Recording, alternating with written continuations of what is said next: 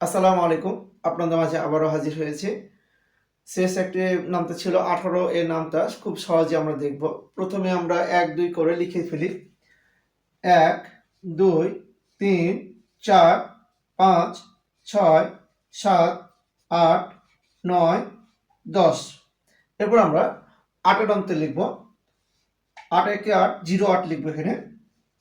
8 দুগুণা 16, 3 আটে 24, 8 চারে 32, 8 পাঁচে 40, 8 ছয় 48, 8 সাতে 56, 8 আটে 64, 8 নয় 72, 8 দশে 80।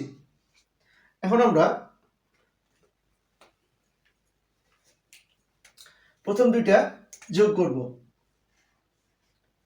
তাহলে হবে 1